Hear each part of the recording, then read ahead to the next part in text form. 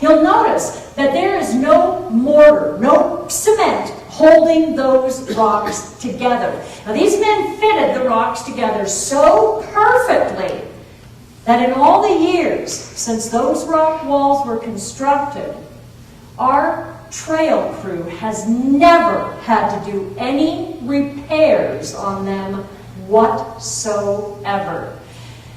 You know, these men, they might have been young, many of them might have been uneducated, but they were very proud of the work that they did, and they built things to last.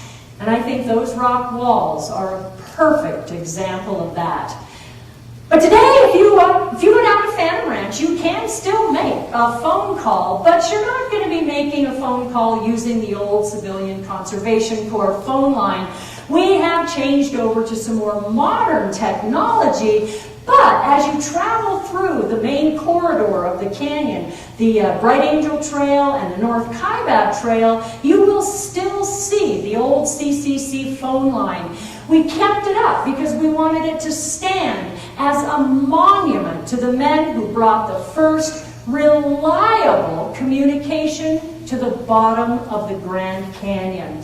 And of course, old Jim, well, he is long gone, and he has also been replaced by some more modern technology.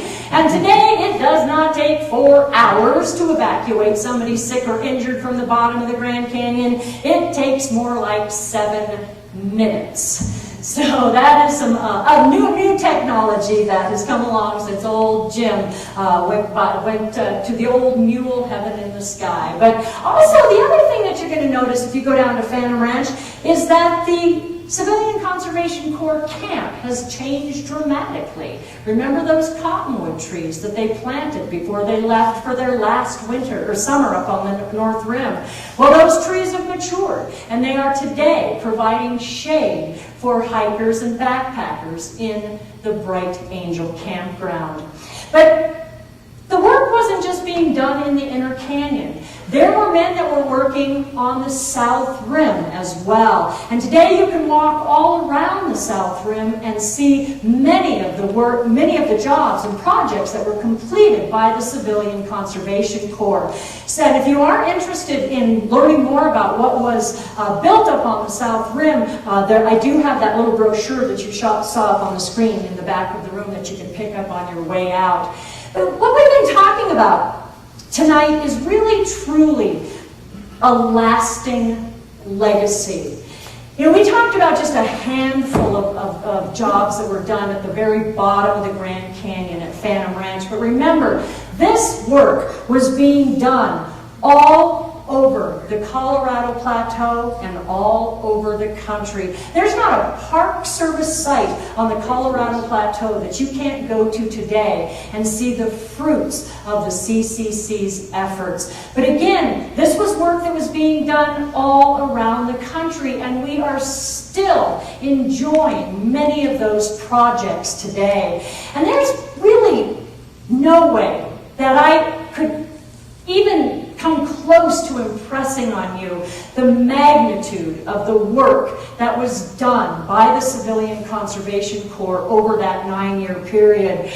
But what I'd like to do is just read to you what I like to call the short list of accomplishments of the Civilian Conservation Corps. Now remember, this is just some of the work that was done in that 9-year period.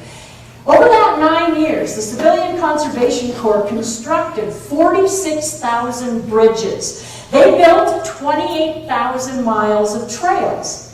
They established 800 state parks. They laid 5,000 miles of water lines. They restored 3,400 beaches. They put in 27,000 miles of fences. They built 204 lodges and museums. They restored 4,000 historical structures. They strung more than 64,000 miles of telephone line. They constructed 44,000 various other buildings. They built 3,000 fire lookout towers, and they planted over 3 billion trees. That's billion with a B. And the 3.5 million young men of the Civilian Conservation Corps did all of that and more. And the only thing that these men ever asked for in return was 3 square meals a day, a soft cot to sleep on at night, $30 a month, and that we never forget them. And several years ago, I had an opportunity to meet a gentleman by the name of Roy Lemons. Now, earlier in the program, I read to you his recollections of the Great Depression, and I was very, very lucky to spend an entire afternoon and evening with Mr. Lemons. And he was an enrollee in the Civilian Conservation Corps on the South Rim. And while I was spending time with Mr. Lemons, he shared with me a lot of stories. Stories about what it was like to grow up during the Great Depression, stories about what it was like to be an enrollee in the Civilian Conservation Corps. But he also shared something else with me. And what he shared was a fear that he had.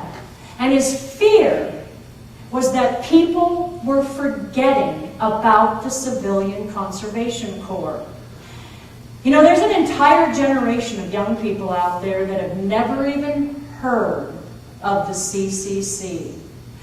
But Mr. Lemons shared something else with me, something that he had written that he called the epitaph for the CCC. And I'd like to share just a little piece of that with all of you right now. He wrote, "To future generations of Americans, we the men of the Civilian Conservation Corps who labored to restore this great motherland, pass it in to your hands. And if you future generations see fit to raise your voice in a song of praise for us, we will consider this our reward."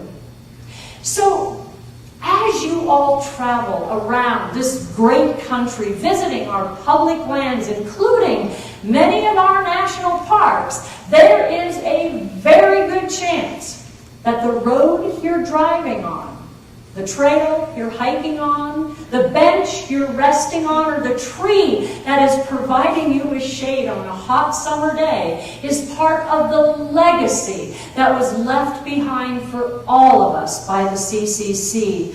So, as you all enjoy these precious gifts, just take a few moments to think about the men of the Civilian Conservation Corps and to thank them for everything that they did for us, as well as for future generations to come.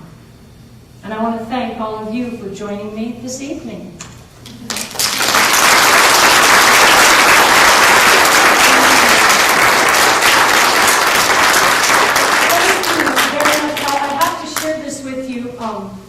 Obviously, this is a very near and dear subject to my heart. And because my dad was in the CCC up in Washington State, and so every time I present this program, it's for